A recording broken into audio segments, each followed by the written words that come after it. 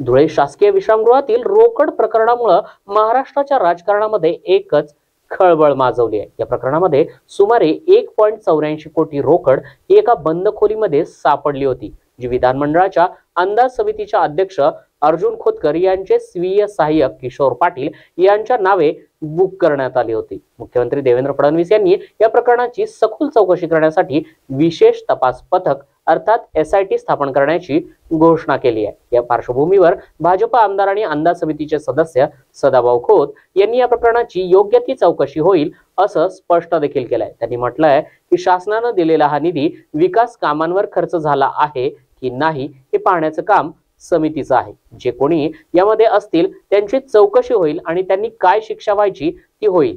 त्यांनी समिती अध्यक्ष अर्जुन खोतकर यांच्या षडयंत्र या दाव्याची खिल्ली उडवत चौकशीच्या गरजेवर विशेष भर दिला आहे।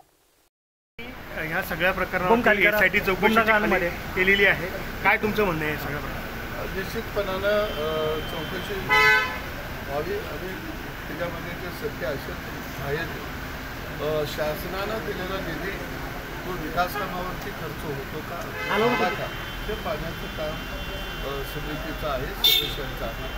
जे कोण याच्यामध्ये असतील त्यांची चौकशी होईल आणि त्यांना काही शिक्षा होण्याची तो अगदी झाली पाहिजे। पण आता आम्ही तर काही बघितलं नाही, मी बघता आम्ही कसं सांगायचं ठेवलेलं ते मी बघितलं तर सांगितलं असतं ते ठेवलेलं होतं, कुठं होतं, कसं होतं।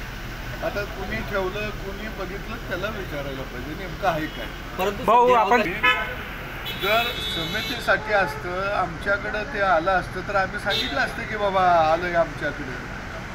आरोप करणाऱ्यांनी ते सिद्ध करावं, दाखवावं तिथं कुणी दिलं कुणी घेतलं, घेणारा देणारा बघणारा त्याची चौकशी होईल, त्यातनं चौकशीतनं काय आहे ते बाहेर येईल।